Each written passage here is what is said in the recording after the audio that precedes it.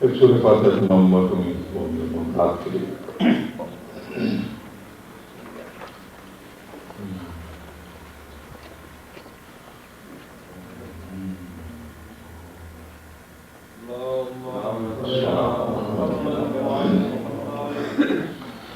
اعوذ باللہ السمیع العلیم من الشیطان اللعین الرجیم بسم اللہ الرحمن الرحیم الحمد للہ الذی الیہ مصائر الخلق وعواقب الامر لم یولد سبحانہ فیکون بالعز مشارکا ولم یلد فیکون مورثا حولکا لم یتقدمہ وقت ولا زمان ولم یتاولہ زیادۃ ولا نقصان جلت عظمتہ المحمود بالنعم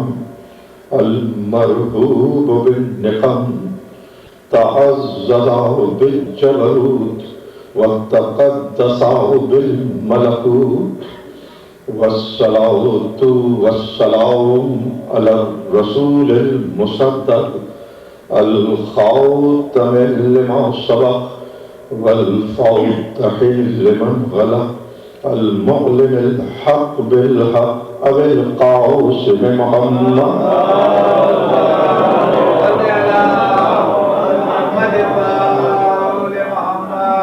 وأهل بيته الطيبين الطاهرين المعصومين المظلومين الذين عذب الله عنهم الرجس طهرهم تطهيرا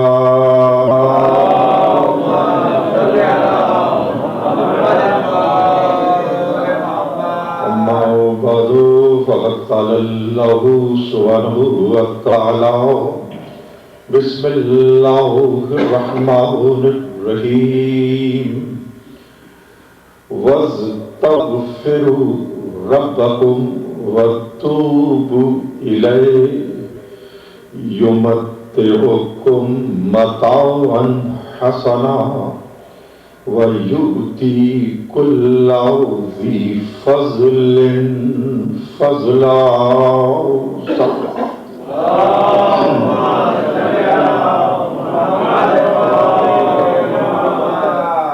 عزیزان محترم، سورہ مبارکہ ہود قرآن مجید کا 11واں سورہ ہے اور اس کی 4تھی آیت میں نے سرنامہ کلام میں تلاوت کی، اور اس آیت کا موضوع توبہ اور استغفار اور پھر اس کی برکتوں کا بیان ہے. درود پڑھیں محمد والا.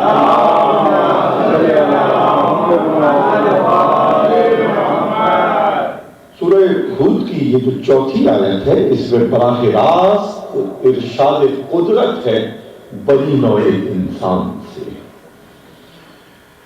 توبہ کرو، وَاسْتَغْفِرُوا رَبَّكُمْ وَتُوبُوا إِلَيْهِ، اپنے رب کی بارگاہ میں استغفار کرو اور توبہ کرو، اپنے گناہوں کا اقرار کرو اپنے رب کے سامنے. یہ گناہوں کا اقرار تمہیں کس مقام تک لے جائے گا؟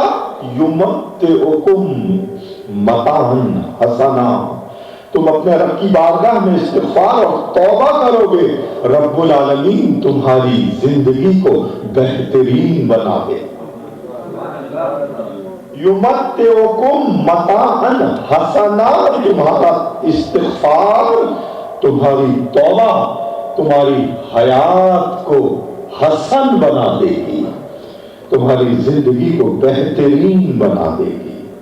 اور نہ صرف یہ کہ وہ تمہیں بہترین حیات عطا کرے گا وَيُؤْتِي كُلَّ ذِي فَضْلٍ فَضْلَهُ، اور ہر وہ شخص جو اپنے مقام کا، اپنے حق کا اہل ہے، اس کو اس کا مقام دلوا دے۔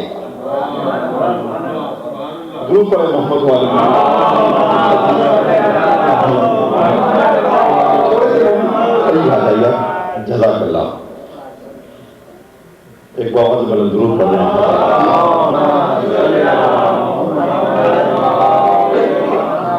عزیزان گرامی، ان خمسہ مجالس جو آج 15 محرم الحرام سے شروع ہوئی ہیں،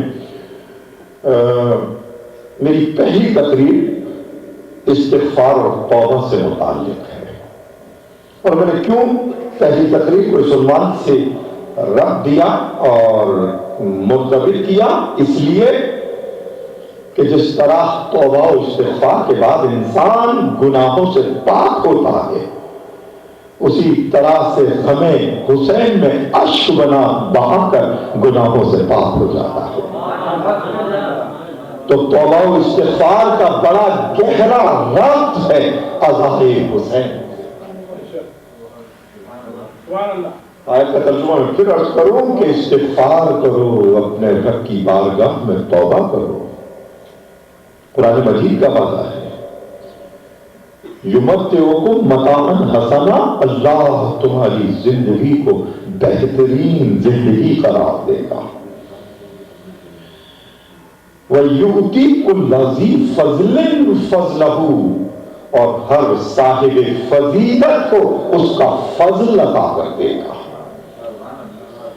عزیزان گرامی، اس مقام پر اس نے عدل اور رحمت کا وعدہ نہیں کیا، فضل کا وعدہ کیا ہے۔ اور فضل کا مقام سب سے بڑھ کر ہے اس کی عطا کا۔ مقام عدل پر بندہ گناہوں کی سزا پاتا ہے، مقام رحمت پر اس کا گناہ معاف کر دیا جاتا ہے، اور مقام فضل پر اس کو انعام عطا کر دیا جاتا ہے۔ تو ارشاد فرماتا ہے کہ تم استغفار کرو، تم توبہ کرو، تمہاری زندگی کو بہترین بنا دے گا، اور ہر صاحب فضل کو اس کا فضل اور اس کا حق دلوا دے گا۔ انسان اکثر اپنی زندگی میں یہ شکوہ کرتا ہے کہ ہم میرٹ رکھتے تھے، ہم استحقاق رکھتے تھے، ہم کسی چیز سے ڈیزرونگ تھے، ہم کو ہمارا حق نہ ملا۔ تو اس کی وجہ یہ بھی ہو سکتی ہے کہ اس انسان اور اس کے حق کے درمیان کچھ گناہ ہوں جو اس کو اس کا حق پہنچانے تک روک رہے ہوں۔ اس لیے ایک مقام پر امام العارفین، امام المتقین، امیر المومنین علی بن ابی طالب علیہ السلام نے دنیا کی اور آخرت کی دونوں کی ڈیفینیشن دی، اور بہت طویل خطبہ نہیں دیا، جملوں پر جملے فصاحت و بلاغت کے ساتھ استعمال نہیں کیے، 2 لفظوں میں صرف دنیا کی تعریف کی اور 2 لفظوں میں آخرت کی تعریف کی۔ صرف 2 لفظ دنیا کے، الدنیا بالاتفاق، یہ دنیا کی ڈیفینیشن ہے، دنیا ایک اتفاق ہے۔ اس کی تھوڑی سی میں تشریح کر دو۔ امیر المومنین کہتے ہیں دنیا کیا ہے؟ دنیا بالاتفاق، دنیا اتفاق پر قائم ہے، یعنی کوئی صاحب حق اپنے حق سے محروم رہ جائے، اتفاق، اور کوئی نااہل کسی حق کو پالے، یہ بھی اتفاق۔ اور اس کی سب سے بڑی مثال یہ ہے کہ امام خلافت سے محروم رہ جائے، اور جو علم اور روحانیت پیغمبر کا اور وراثت علم نبوت کا وارث ہو، وہ منبر رسول پر بیٹھ کر وارث رسالت ہونے کا دعویٰ کرے۔ تو ارشاد فرمایا، اور دنیا بالاتفاق، دنیا اتفاق ہے، کوئی صاحب حق اپنے حق سے محروم بھی رہ سکتا ہے، کوئی صاحب نااہل کسی شے کو پا بھی سکتا ہے، یہ دونوں اتفاق ہے، مگر آخرت والآخرت بالاستحقاق۔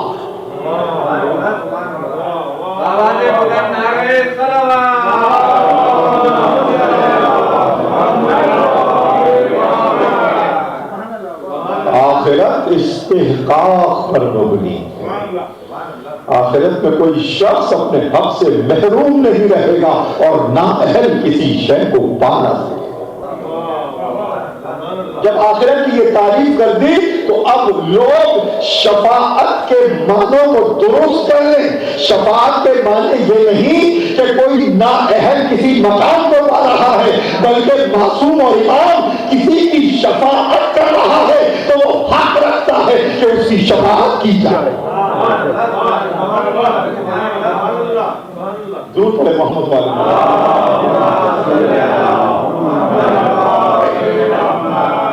اگر آخرت میں کسی نے شفاعت پانی معصوم کی، اس سے مان لیے کہ وہ استحقاق شفاعت رکھتا تھا۔ معصوم اذن شفاعت رکھتا تھا اور جس کی شفاعت ہو رہی تھی وہ استحقاق شفاعت رکھتا تھا۔ درود پڑھے محمد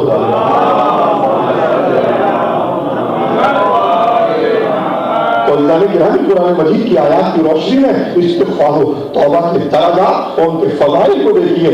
استغفار کرو، تمہارا رب تم کو متاع حسنہ عطا کرے گا، بہترین زندگی عطا کرے گا اور تم کو تمہارا حق دلوا دے گا، تمہیں تمہارا حق تم تک پہنچا دے گا۔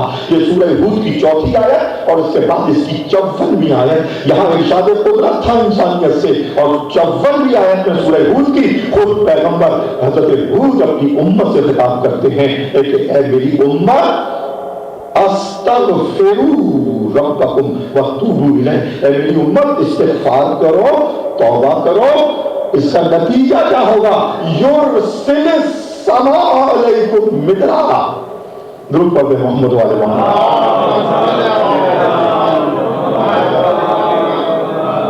ایک بار اور درود پڑھتے محمد والے۔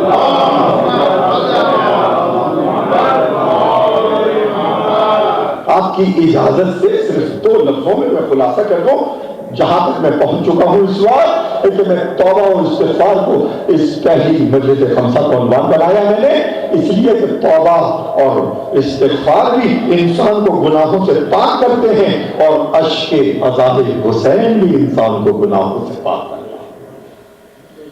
اور پھر اس سلسلے میں پہلی آیت میں نے تلاوت کی کہ ارشاد رب العزت ہو رہا ہے کہ توبہ کرو، استغفار کرو، تمہارا رب تم کو بہترین زندگی عطا کرے گا اور تم کو تمہارا حق دلوا دے گا، تم محروم نہیں رہو گے۔ اور پھر 54 آیت میں سورہ ہود کی ارشاد فرمایا کہ اے میری قوم، حضرت ہود اپنی امت سے خطاب کرتے ہیں، استغفروا ربکم وتوبوا الیہ، اپنے رب کی بارگاہ میں استغفار کرو، توبہ کرو۔ اس کا نتیجہ کیا ہوگا؟ اس کا ثمر کیا ملے گا؟ یرسل السماء علیکم مدرارا، تم توبہ اور استغفار کرو گے، تمہارا رب تمہارے اوپر برستا ہوا آسمان جھکا دے گا، تمہارا رب تم پر رزق کا برستا ہوا آسمان جھکا دے گا۔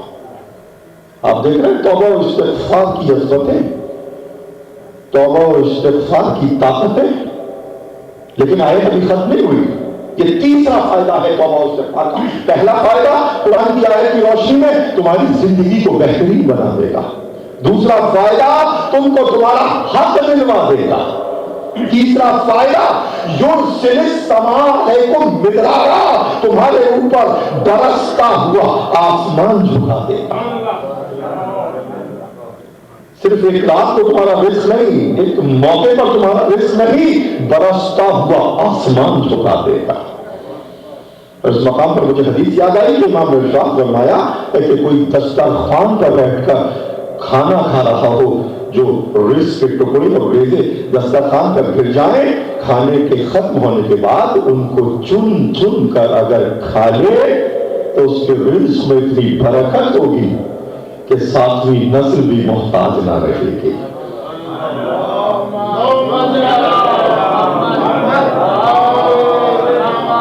اور یہ علم معصوم ہے۔ جزاک اللہ، جزاک اللہ، درود پڑھتے محمد والے۔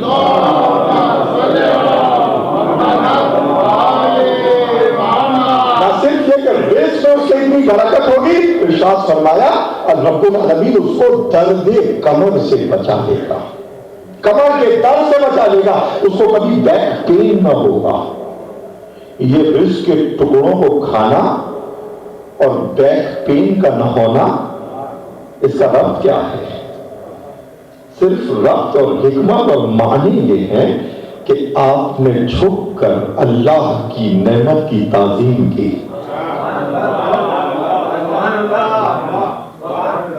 آپ اللہ کی نعمت کو عزت و تعظیم دے رہے ہیں، اس کا اثر یہ ہو رہا ہے کہ رب العالمین آپ سے درد کمر کو دور کر رہا ہے۔ اپنے ملاحظہ فرمایا یہ ہے انسان کی زندگی کا منشور جو قرآن اور کبھی معصوم بیان کرتا ہے۔ ارشاد فرمایا کہ توبہ کرو، استغفار کرو، تمہارا رب تم پر برستا ہوا آسمان جھکا دے گا۔ یہ تیسری صفت اور یہ تیسری فضیلت توبہ و استغفار کی، اور چوتھی وَيَزِدْ قُوَّتَكُمْ إِلَىٰ قُوَّتِكُمْ، برستا ہوا آسمان جھکا دے گا اور تمہاری قوتوں کو اس کے کمال پر پہنچا دے گا، اور تمہاری قوتوں کو اس کے کمال پر پہنچا دے گا۔ جو کچھ تمہاری طاقتیں تھیں، جو کچھ تمہاری صلاحیتیں تھیں، ان کو وہ اس کے کمال پر لے جائے گا۔ تو آپ نے ملاحظہ فرمایا توبہ و استغفار کے معنی کیا؟ یعنی گناہوں نے انسان کو کمزور کر دیا، استغفار و توبہ نے انسان کی قوتوں کو کمال تک پہنچایا۔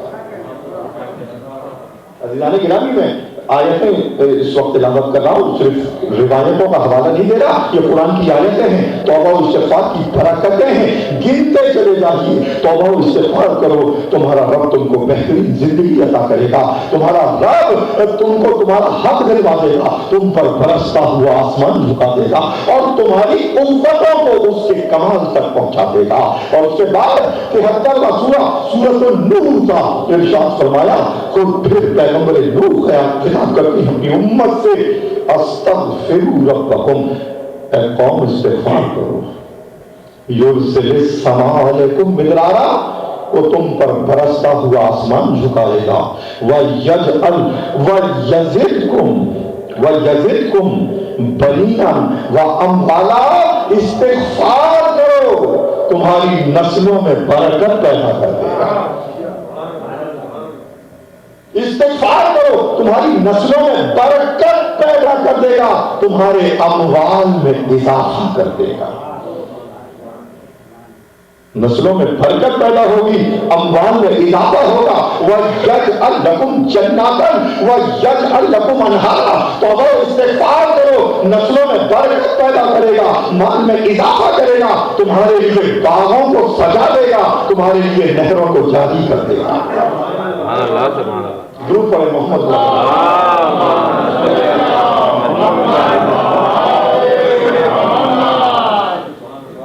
تو جزانے گرامی، یہ برکتیں ہیں توبہ و استغفار کی۔ ایک مقام پر ارشاد فرماتے ہیں اپنے خطبے میں، وَلَوْ اسْتَقْبَلُوا ذَلِكَ بِالدُّعَاءِ وَالْإِنَابَةِ لَمَا نَزَلَ، اگر اللہ کے بندے گناہ سرزد ہونے کے بعد اس کی بارگاہ میں رجوع ہو جائیں استغفار و توبہ کے ذریعے، تو اللہ ان کو گناہوں کی سزا نہ دے۔ سبحان اللہ، جرم و گناہ ہوا، اللہ کی نافرمانی ہوئی، مگر فوراً رجوع ہو گیا توبہ و استغفار کے ذریعے، لما نزل، اللہ نے سزا کو نہیں نازل کیا۔ لیکن اگر دیر ہو جائے، وَلَوْ نَزَلَتْ بِهِمُ النِّقَمُ وَزَالَتْ عَنْهُمُ النِّعَمُ، اللہ کی سزا ایگزیکیوٹ ہو گئی ہو اور گناہوں کی وجہ سے نعمتیں اللہ نے چھین لی ہو، تو اب کیا کرے بندہ؟ ارشاد فرمایا فَفَضَوْا إِلَى اللَّهِ عَزَّ وَجَلَّ بِالصِّدْقِ نِيَّاتِهِمْ، بندوں کو چاہیے کہ سچی نیتوں کے ساتھ اپنے رب کی بارگاہ میں گر گڑائیں، سچی نیتوں کے ساتھ اپنے رب کی بارگاہ میں توبہ و زاری کریں، آہ و زاری کریں، مگر نیت میں سچائی ہو، صداقت ہو۔ تو اب 4 پھر بشارتیں دی. قرآن نے 6 فائدے توبہ و استغفار کے بیان کیے اور معصوم باب مدینہ العلم توبہ و استغفار کے 4 مقامات کو بیان کرتے ہیں کہ اگر تم سچی نیتوں کے ساتھ اپنے رب کی بارگاہ کی طرف رجوع ہوئے, سچی نیت سے استغفار و توبہ کی, تو اس کا ثمر کیا ملا؟ لم یہنو, گناہ تمہاری عزت و آبرو کو برباد کر دیتے ہیں. اگر تم نے توبہ کر لی, اللہ تمہاری عزت و آبرو کو برباد ہونے سے بچا لے گا. اللہ تمہاری عزت و آبرو کو برباد ہونے سے بچا لے گا. اور پھر دوسرا فائدہ ولم یسرفو. عجیب و غریب لفظ اس مقام پر امام نے استعمال کیا, ان کو کوئی خرچ نہ کر سکے گا. اس کے کئی ٹرانسلیشنز میں کرتا ہوں. ولم یسرفو, ان کو کوئی یوز نہ کر سکے گا. ولم یسرفو, ان کو کوئی اپنا آلہ کار نہ بنا سکے گا. ولم یسرفو, ان کو کوئی اپنے مقاصد میں استعمال نہیں کر سکے گا. گناہ انسان کو اتنا کمزور کر دیتے ہیں کہ انسان کا خود اختیار نہیں رہتا, دوسرے اس کو یوز کرنے لگتے ہیں. اگر انسان خود گناہگار ہے تو دوسروں کے تسلط میں آ جاتا ہے, اور اگر پوری قوم گناہگار ہے تو دوسری قوموں کی غلام بن جاتا ہے. ارے حیدری, آوازیں بلند آ رہی, سارا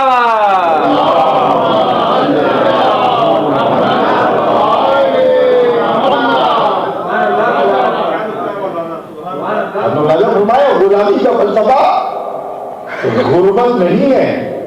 غربت کی وجہ سے انسان غلام نہیں بنتا, کردار کی خامی کی وجہ سے انسان غلام.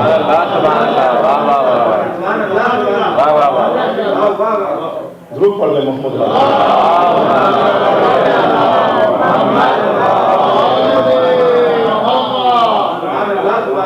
غربت کی وجہ سے غلامی نہیں پیدا ہوتی, کردار کی خامی سے پیدا ہوتی ہے. اور پھر ارشاد فرمایا کہ توبہ کرو, اللہ تم کو یہ 4 مقامات عطا کرے گا. لم یہنو, تمہاری عزت و آبرو برباد ہونے سے بچ جائے گی. ولم یسرفو, تم کو کوئی اپنے مقصد میں استعمال نہ کر سکے گا, تم کو کوئی اپنا غلام نہیں بنا سکے گا. تیسرا مقام ارشاد فرمایا ولا اصلح لهم كل فاسدین, گناہوں نے جو تمہاری زندگی میں رکاوٹیں پیدا کی, گناہوں نے جو تمہارے معاملات کو روک دیا, گناہوں نے جو تمہاری زندگی میں بگاڑ پیدا کیا, تم سچی نیتوں سے توبہ کر لو, اللہ خود تمہاری بگڑی کو سنوار دے گا. اللہ خود تمہاری بگڑی کو سنوار دے گا. اور چوتھی بات بڑی عجیب ہے, لیکن اللہ کی رحمت اس سے بھی زیادہ بڑی ہے. ارشاد فرمایا گناہ سے توبہ کرو, عزت و آبرو محفوظ رہے گی, تم مرد آزاد بن کر زندگی کو بسر کرو گے. اللہ خود تمہاری بگڑی کو سنوار دے گا. وَلَا رُدَّ إِلَيْهِمْ كُلَّ صَالِحٍ, اور گناہوں کی وجہ سے جو اللہ نے نعمتیں چھین لی تھی, توبہ کرنے پر دوبارہ لوٹا دے گا.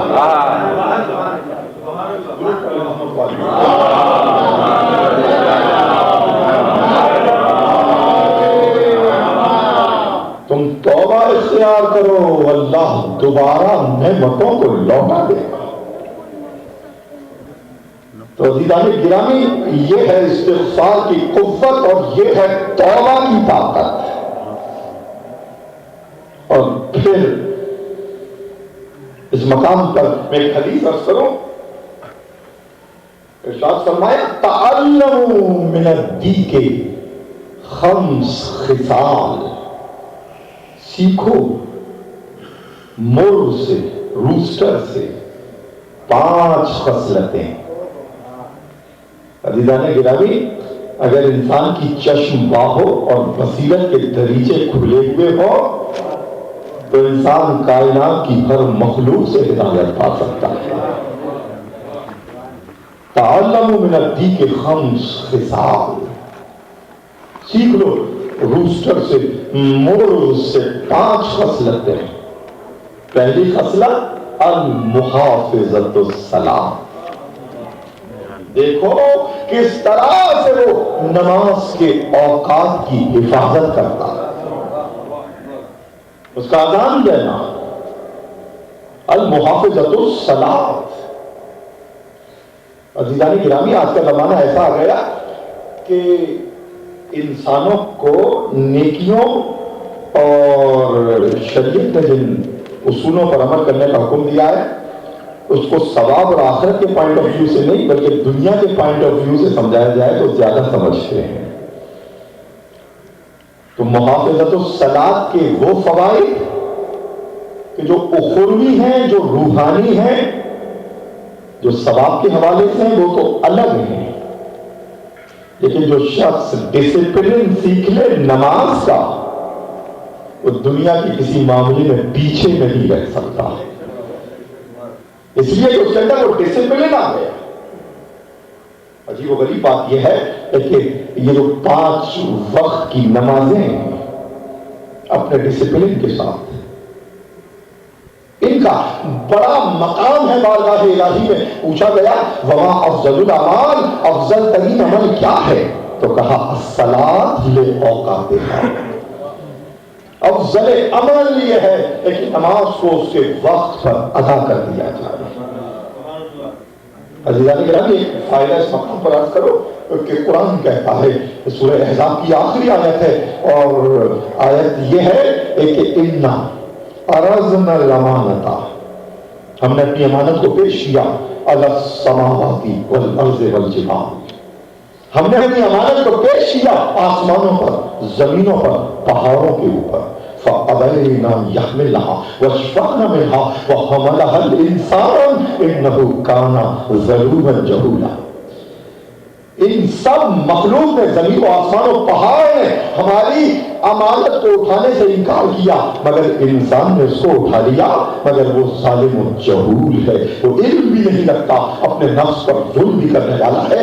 جب بھی نماز کا وقت آتا امام المتقین اسی آیت کو تلاوت فرماتے یہ کہہ کر کہ اس امانت کی ادائیگی کا وقت آ گیا کہ جس کو اٹھانے سے زمین و آسمان و پہاڑ نے انکار کیا. تو آپ نے دیکھا کہ نماز میں کتنا وزن ہے، کتنا ویٹ ہے. جو ہی آپ نے اس سے وقت پر ادا کر دی زمین و آسمان کا سا وزن آپ کی روح سے دور ہو گیا. ضرور پڑھیں محمد والے.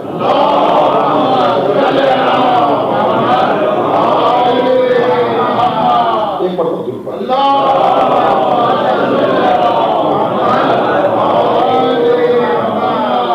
عزیزان گرامی، مصلی نماز گزار کی بات ہو رہی ہے. اگر نماز پڑھنی ہے تو اس سے ڈسپلن کے ساتھ. اور اتنا بڑا وزن اور بوجھ دور ہو گیا، امانت دور ہو گئی. امانت کے معنی صرف یہی نہیں کہ اس کو پہنچا دیا جائے، امانت کے معنی یہ بھی ہے کہ جس وقت پر کہا گیا اس وقت پر پہنچا دیا جائے. ملاحظہ فرما رہے ہیں، امانت اس کے وقت پر ادا کی جائے گی. تو شاہ فرمائے 5 خصلتوں کو سیکھو، مرغ سے، روسٹر سے، المحافظۃ الصلاۃ، نماز کی حفاظت سیکھو، والغیرہ، غیرت مندی مرغ سے سیکھو، والسخاوہ، اس سے سخاوت کو سیکھو. سیکریفائس کرتا ہے، اپنے آپ کو محروم کر کے اپنی فیملی اور بچوں کو دیتا ہے. مرغ سے حفاظت نماز سیکھو، مرغ سے غیرت کو سیکھو، اور مرغ سے سخاوت کو سیکھو، والشجاعت، شجاعت کو سیکھو، وکثرت الطروقہ، کثرت سے وہ جاتا ہے اپنے اہل و عیال کی طرف، اس کو سیکھو. اس کے معنی عزیزان گرامی یہ تھے کہ جس وقت اسلام آیا مٹھی بھر مسلمان تھے، اور پھر مسلسل جنگ اور لڑائی، ظلم و ستم، مسلمانوں کی مختصر تعداد گھٹ رہی تھی. اسلامی سوسائٹی کے اندر بیواؤں اور یتیموں کی تعداد بڑھ رہی تھی. اس لیے اس وقت پیغمبر نے ارشاد فرمایا تھا کہ تناکحوا وتناسلوا وتکثروا فإنی اباحی بکم الامم، یوم القیامت اپنی نسلوں کو بڑھاؤ، زیادہ اپنی ازواج کے پاس جاؤ کہ کثرت سے روئے زمین پر لا الہ کہنے والے بڑھ جائیں. ان حدیث کو اس پرسپیکٹو میں دیکھنا چاہیے. تو ارشاد فرمایا کہ مرغ میں یہ 5 صفتیں مگر یہ بہترین صفتیں جو انسانیت کی ہیں ملک کو خود ان کا شعور نہیں ہے. عزیزان گرامی ایک نقطہ عرض کرنا چاہتا ہوں. ملک کو خود ان کا ان 5 صفتوں کا شعور نہیں ہے. اس لیے کہ اس کی جبلت میں قدرت نے رکھ دی اور وہ نہیں جانتا, اس کو اس کا شعور نہیں ہے. عزیزان گرامی اگر پلٹ کر انسان کو نیکیوں کا شعور ہو جائے,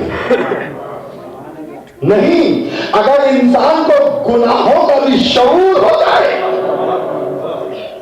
اور گناہوں کے شعور کے بارے میں یہ کہا کہ اگر انسان جرم کر کے, غلطی کر کے, گناہ کر کے اگر اپنے دل میں بھی صرف ندامت پالے, امام نے کہا وہ توبہ اور استغفار بن جاتی ہے.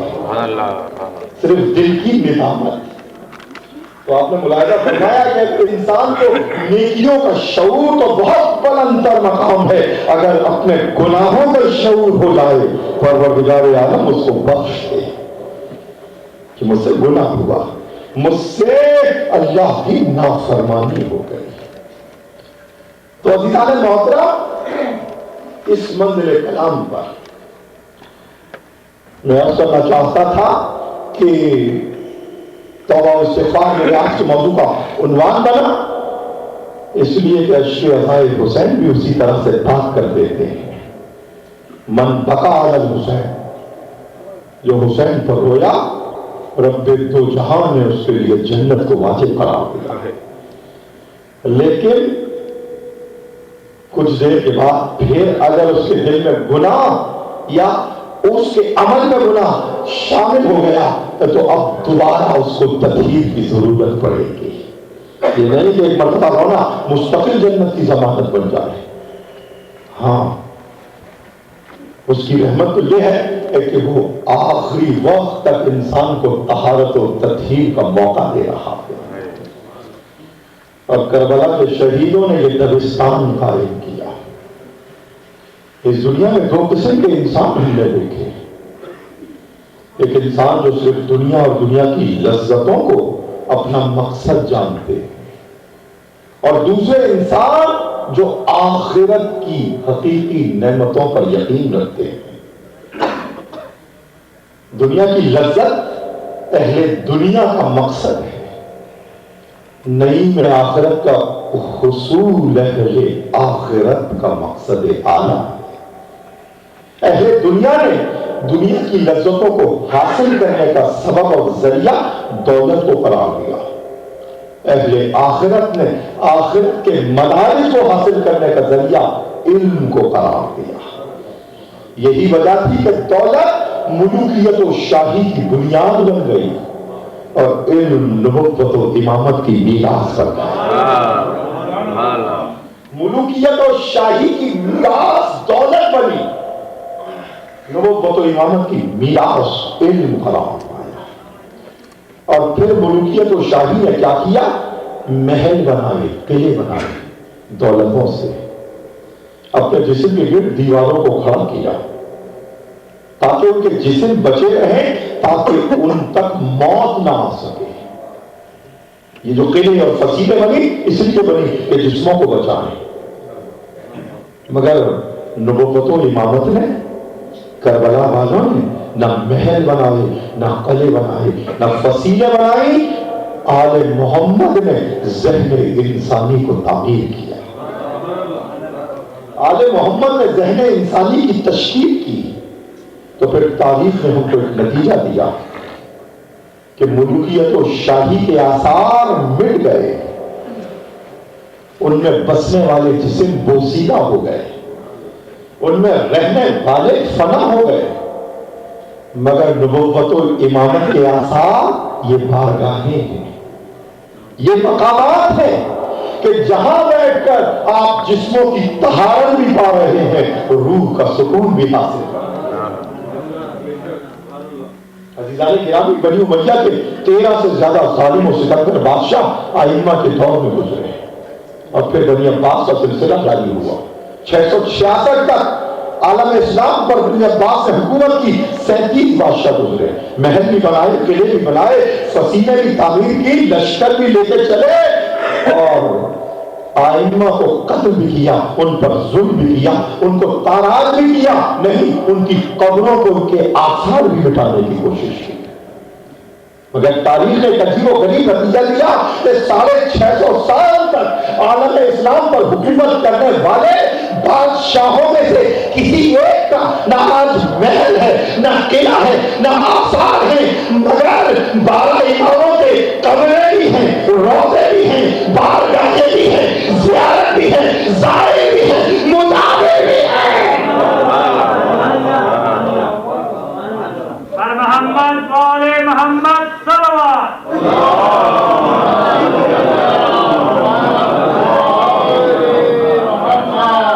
شوکت بغداد و فخر شام رفت، اقبال کہتے ہیں کہ بغداد کی شوکت، شام کا کر و فخر سب مٹ گیا، سطوت غرنا کا حمد یاد رفت، اور ذہن انسانی اسپین کی تہذیب کو بھول گیا، سب مٹ گیا، مگر تان مام الزخم اشلرزا ہنوز، حسین ابن علی ابھی تک ہمارے ساز حیات کو لرزائے ہوئے، تان مام الزخم اشلرزا ہنوز، زنداز تکبیر گو ایمان ہنوز، حسین ابن علی کی صدائے تکبیر سے ابھی تک مومن کا ایمان حرارت پا رہا ہے۔ ارے حیدری مومن ضرور پڑھ دیں۔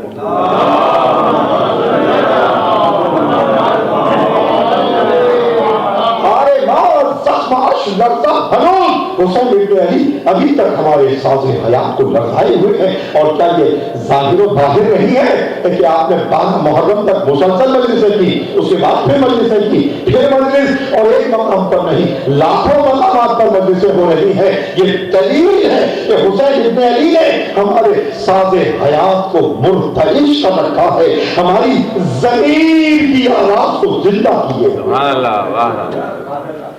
زندہ تکبیر ایمان ہنوز، حسین کی اس صدائے تکبیر سے ابھی تک ہمارا ایمان حرارت پا رہا، ابھی تک ہمارے ایمان میں حیات۔ عزیزان محترم، اس مقام پر میں جملہ عرض کرنا چاہتا ہوں کہ کربلا کی شہید وقت عصر تک کربلا کے شہید دلیل ہیں اللہ کی وحدانیت کے، اس لیے کہ تمام شہادتوں کو پیش کرنے کے بعد ایک انسان جو سر سے پاؤں تک زخمی ہو، ابھی میں منزل مسائل پر نہیں، میں کچھ گفتگو کرنا چاہتا ہوں، اس نے 71 لاشیں اٹھائے اور وہ انسان سر سے پاؤں تک زخمی بھی ہے، اپنی چشم بصیرت سے یہ بھی دیکھتا ہے کہ اس کی شہادت کے بعد اس کے اہل حرم پر کیا ظلم و ستم ہوگا۔ ایک ایسا انسان جو کسی دنیا کی کسی طاقت کے سامنے جھکا نہ ہو، اگر ایسا انسان عصر کے وقت کسی طاقت کے سامنے جھک جائے تو حسین کا وہ سجدہ خدا کے وجود کی سب سے بڑی دلیل ہے۔ حسین ابن علی کا وہ سجدہ اللہ کے وجود کی سب سے بڑی دلیل ہے، سجدوں سے جو کھینچتا ہے مسجود کی طرف، تنہا جو اشارہ ہے معبود کی طرف۔ اسی لیے کہ یہ کہہ کر چلے تھے حسین ابن علی میدان عرفات سے جب اپنے رب سے کلام کیا تھا، وَكَيْفَ يُسْتَدَلُّ عَلَيْكَ بِمَا هُوَ فِي الْوُجُودِ مُفْتَقِرٌ إِلَيْهِ، اے میرے معبود، ملاحظہ فرمائیے امام کی معرفت کو اور مقام توحید کو، ارشاد فرماتے ہیں میرے معبود، میں اس کائنات کی کس شے کو تیرے وجود کی دلیل قرار دوں، اس لیے کہ اس کائنات کا ہر ذرہ اپنے وجود کو پانے کے لیے خود تیرے وجود کا محتاج ہے، اس کائنات کا ہر ذرہ اپنے وجود کو پانے کے لیے خود تیرے وجود کا محتاج ہے۔ الیسا یکون لذلک من الظہور ما لیس لک فہو یکون مظہر لک، اے میرے معبود، اس کائنات میں تیرے غیر میں کیا تجھ سے زیادہ ظہور ہے، کیا تجھ سے زیادہ جلوہ ہے، جو تیرا غیر تیرے جلووں کی طرف ہونا ہے؟ نہیں، تیرے وجود میں سب سے زیادہ جلوہ نمائی ہے، تیرے وجود میں سب سے زیادہ آثار۔ یہ کہہ کے عرفات کے میدان پہ چلے تھے، اور تو کربلا کے شہید اللہ کے وجود کی دلیل ہے، اور کربلا کے اسیر، کربلا کے اسیروں کا مقام کیا ہے؟ عزیزان گرامی، میں آپ سے کچھ گفتگو کرنا چاہتا ہوں، کربلا کے اسیروں کا مقام کیا ہے؟ اس لیے کہ تمام شہادتوں کے نذرانے پیش کرنے کے بعد جس مقام مظلومیت پر فاحش تھے کربلا کے اسیر، اگر ذرا سی لبکشائی کرتے دنیا پر عذاب نازل ہوتا۔ جس مقدس گھرانے سے ان کا تعلق تھا ان میں معصوم امام بھی تھا، ان میں عالمہ غیر معلمہ بھی تھی۔ اگر وہ بد دعا کرتے سب ہلاک ہو جاتے، ان میں معصوم اور ننھے مظلوم بچے بھی تھے، ان کی آہیں کائنات کو جلا دیتی، مگر ان تمام قوتوں کے رکھنے کے باوجود ہر منزل کلام پر انہوں نے حمد الہی سے اپنی گفتگو کا آغاز، الحمدللہ الذی حمد الہی سے اپنی گفتگو کا آغاز کیا تو کربلا کے، اور کیا کہا انہوں نے اپنی گفتگو میں، اپنے خطبات میں؟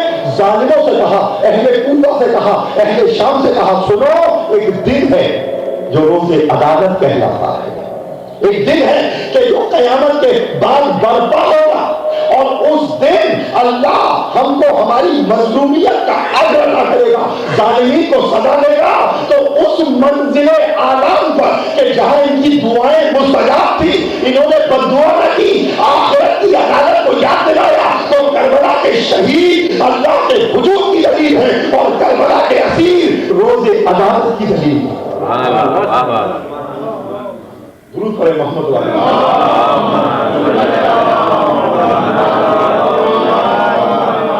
اور ایک اہم بات میں اکثر دوں عزیزان گرامی، دین یہی ہے، ایمان باللہ والیوم الآخر، ان دونوں کو ملانے کے لیے اور کنیکٹ کرنے کے لیے اللہ نے رسولوں کو بھیجا، ان کے سینوں پر کتابوں کو نازل کیا، فرشتوں کے ذریعے کتابوں کو نازل کیا، ان انبیاء کے روح کے وارث امام قرار پائے، تو ملائکہ پر ایمان، رسولوں پر ایمان، کتابوں پر ایمان، اماموں پر ایمان، در حقیقت اللہ اور روز آخرت کو ملانے کے لیے تھا۔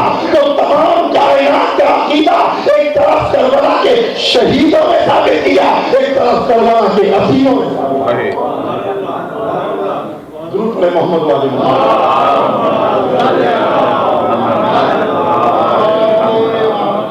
عزیزان گرامی، میرا ارادہ ہے کہ مجلس میں بی بی زینب صلوات اللہ علیہا کے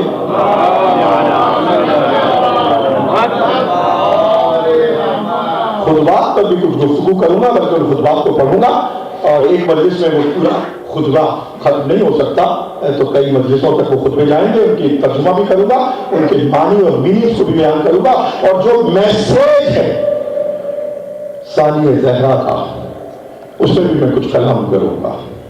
عجیب کام کیا تو نے مرحبا زینب، عجیب کام کیا تو نے مرحبا زینب، معین و مقصد سلطان کربلا، معین مقصد سلطان کربلا زینب، حسین منزل حق ہیں تو حق نما زینب، حسین منزل حق ہے تو حق نما زینب، وہ ابتداء شہادت تو انتہا زینب، وہ انتہائی ابتدائی شہادت تو انتہا زینب، برائے نام شہیدوں کا نام رہ جاتا، برائے نام شہیدوں کا نام رہ جاتا، جو یہ نہ ہوتی ادھورا پیام رہ جاتا۔ ادھورا پیام آپ نے جانا میری گفتگو کے بعد کہ اللہ کی توحید آدھا پیام ہے اور اس کی عدالت مکمل پیام ہے، جو یہ نہ ہوتی ادھورا پیام رہے۔ عزیزان گرامی، تاریخ میں دو اہم ترین خطبات بی بی زینب کے محفوظ کیے ہیں، اور پہلا خطبہ کوفے کا اور دوسرا خطبہ دربار یزید کا، اور ان دونوں خطبات میں کی جو میں تجزیہ کرتا ہوں، اس میں کوفے کے شہر میں اور بازار میں جو بی بی زینب نے خطبہ دیا اس لحاظ سے زیادہ اہم ہے کہ یہ دوسرا دن ہے عاشور کے بعد. تو اس دکھ، اس کرب اور اس سوز و الم کی کیفیت میں بیوی نے جو خطبہ دیا ہے وہ بالکل ایسا ہے کہ گویا زبان ذوالفقار سے جہاد ہو رہا، زبان ذوالفقار سے بیوی کا جہاد ہو رہا. پھر ایک اوپن انوائرمنٹ.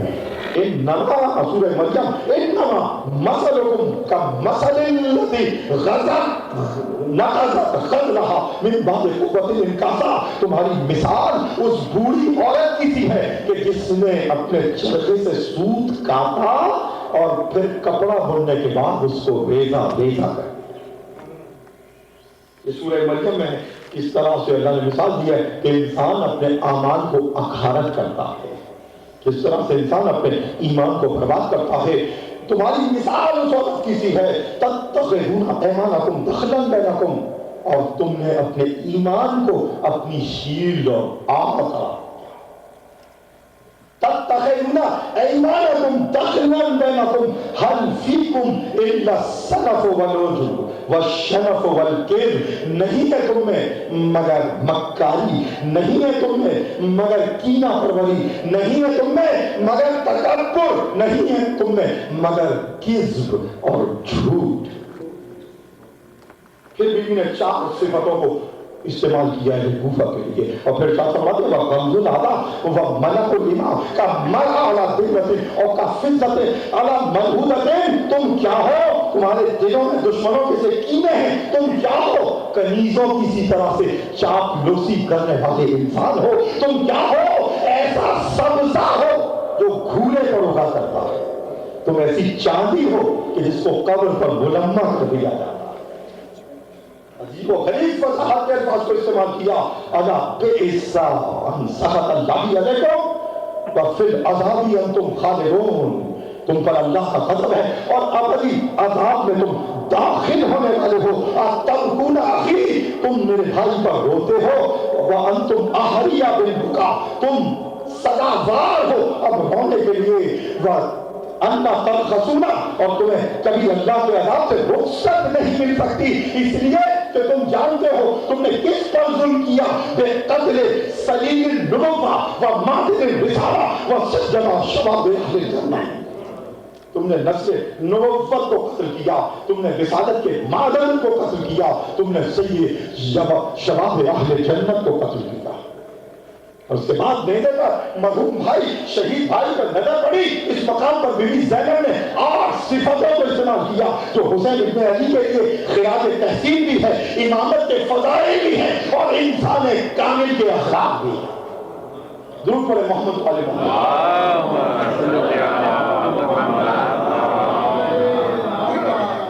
عزیزان گرامی. اس مقام کو انشاءاللہ کل کی مجلس میں جاری کروں گا اس خطبے کو، اور ان تمام صفات کو جو بی بی زینب نے اپنے شہید بھائی کو اور جو امام مظلوم کو خراج عقیدت پیش کیا اور ان کے فضائل کو بیان کیا، ان پہ میں گفتگو کروں گا.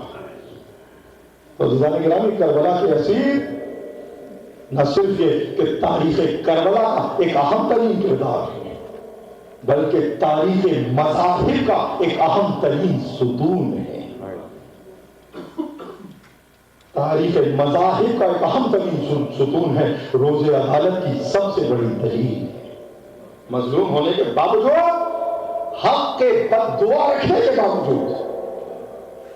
باوجود اس سے کہ ان کی دعائیں مستجاب تھیں، انہوں نے روز عدالت کا حوالہ دیا، انہوں نے ظالم کے انجام کا حوالہ دیا، مظلوم کے ثواب کا حوالہ دیا. تو قیامت تک آنے والے تمام محروموں اور مظلوموں کے لیے سب سے بڑی کوثر کربلا کے اسیر.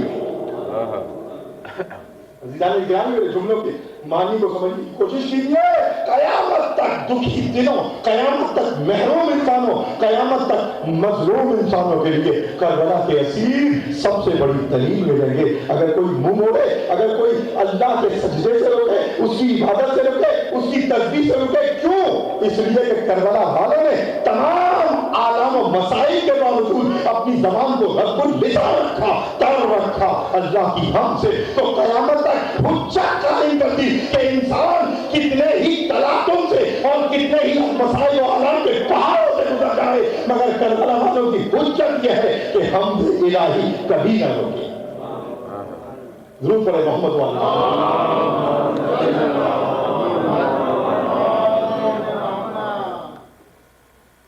12 محرم کو بی بی زینب یہ خطبہ کوفے کے بازار میں دے رہی. عزیزان گرامی، عصر کے بعد ایک دوسری کربلا کا آغاز ہوا. 71 شہیدوں کے سر ان کے تنوں سے 11 محرم کو جدا ہوئے اور اپنا سر تن سے کٹوانے میں بھی سید الشہداء نے سبقت کی. روزے عاشور 9 کے نیزہ پہ سر بلند ہوا اور پھر ابن سعد نے خولی سے کہا کہ اس نیزے کو لے کر جس پر سر حسین ہے، جا کر ابن زیاد کو خبر دے کہ فتح ہوئی اور ہم نے سر حسین کو تن سے جدا کر دیا. خولی سر امام علی مقام کو لے کے کوفے میں داخل ہوا. عصر کا وقت تو کربلا میں ہو چکا تھا. کوفے پہنچا تو شام کے سائے فراز سے تاریکی ہو چکی تھی. دارالعمارے تک گیا تو پتہ چلا کہ بند ہے اور ابن زیاد نخیلہ گیا ہوا ہے. نخیلہ اس کا فوجی ڈویژن تھا جہاں سے وہ مزید کمک کربلا بھیجنا چاہتا تھا. اس نے سوچا کہ گھر جاتا ہوں اور آرام کروں گا اور دوسرے دن دربار میں سب کو پیش کر کے انعام پاؤں گا. گھر کا رخ کیا، دروازہ کھول کر اندر داخل ہوا. صحن میں تنور تھا. تنور میں سر حسین کو چھپا دیا، اوپر سے ڈھانپ دیا، اندر داخل ہوا. زوجہ نے پوچھا سفر سے واپس آیا، اپنی بیوی کے لیے کوئی سوغات لایا؟ کہا ہاں بہت اچھا تحفہ لایا ہوں. کہا کیا؟ کہا سر حسین لایا ہوں، کل ابن زیاد کے سامنے پیش کر کے اس سے انعام پاؤں گا. کہا ظالم، مسافر واپس آئے کہ تو سوغات اور تحفہ لے کر آئے. تو فرزند فاطمہ کا سر لایا، دلبر علی کا سر لایا، گوشہ جگر گوشہ رسول کا سر لایا. اب کبھی میرا سر تیرے ساتھ نہ ملے گا. خولی آرام کرنے لگا. زوجہ خولی کہتی ہے کہ اچانک میں نے دیکھا کہ صبح کے آثار ہو گئے. اس کو حیرانی ہوئی، صحن میں آئی، دیکھا کہ صبح کے آثار نہ تھے. ایک نور ہے، ایک جو تنور سے بلند ہو کر آسمانوں پر جا رہا ہے. زوجہ خولی نے دیکھا کہ اس نور کے عمود کے گرد کچھ پرندے ہیں کہ جو درد و نوحہ درد گزاری سے پڑھ رہے ہیں. اور پھر اس نے دیکھا کہ آسمان سے ہماریاں اتر رہی ہیں اور سب سے پہلی ہماری تھی کہ ایک ضعیف خاتون اتری جس کے جسم پر سیاہ لباس تھا، جانور خون کے دھبے تھے. اور وہ پکار کر اپنے بابا سے کہتی ہے بابا دیکھو میرے بیٹے حسین پر کیا ظلم ہوئے. جیسے کوئی ماں اپنے بچے کو رو رہی ہے.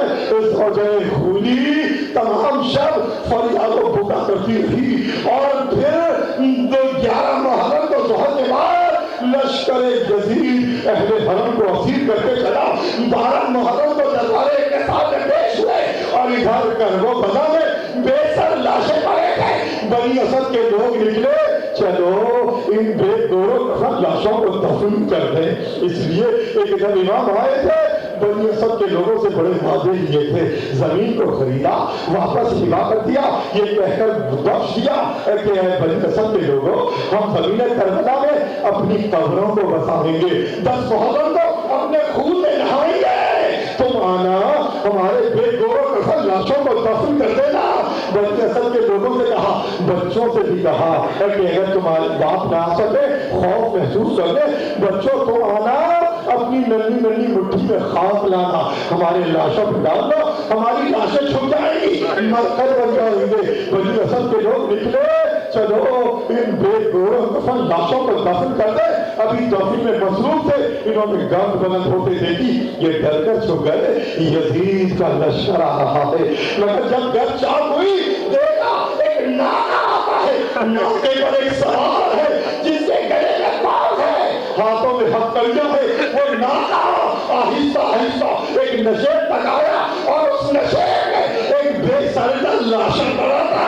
वो सवार उधर तो न सका, नाकावानी से उस बेसर लाशे के कदमों पर गिर गया। बनी असद के लोग दौड़ कर गए, देखा इमाम ज़ैनुल आबिदीन बाबा के लाशे पर है। इमाम का बाजू थामा, इमाम ने कब्रों को खोलने का हुक्म दिया। सबसे पहले अपने मजलूम बदर की कब्र को खुदवाया, लाशे सैयदुल शुहदा को उठाया, कब्र में उतारा। सबसे पहले इसलिए दफन नहीं किया कि बाप का लाशा था, बाबा का लाशा था। सबसे पहले इसलिए दफन किया, सबसे जख्मी लाशा हुसैन का, सबसे जख्मी लाशा हुसैन का था। कदमों के पास अली अकबर की खबर को बनाया, पहलू अली अकबर को दफन किया और फिर एक बहुत बड़ा गड़ा खुदवाया। दूर दूर मख्तल से एक एक शहीद का लाशा उठाकर लाया जाता और गद्दे शहीदों में दफन कर देते। जब सब शहीदों को दफन कर चुके इमाम, तो बनी असद के लोगों से एक सवाल किया, ऐना आप मेरे चचा का लाशा किधर, मेरे चचा अब्बास की लाश किधर है। बनी असद के लोग इमाम का बाजू पकड़ कर दरिया के किनारे ले चले। इमाम दरिया के किनारे आए, शहीद चचा के लाशे को देखा, जख्मों के जो टुकड़े टुकड़े पड़ा हुआ था, फरात के किनारे कब्र को खुदवाया, लाश अब्बास को कब्र में उतारा। एक मतबा कब्र से बाहर आए, बनी असद के लोगों ने कहा कब्र से दूर हो जाओ।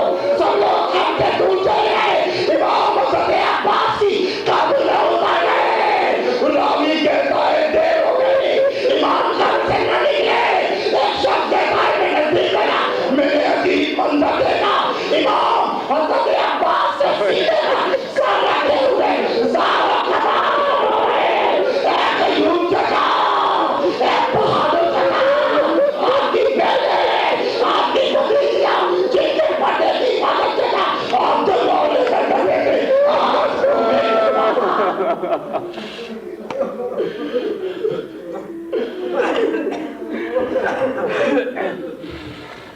इन्ना लिल्लाहि व इन्ना इलैहि राजिऊन। सलामुन लल्लज़ीना ज़लमू अय्यौम कलबी यन्क़लिबून।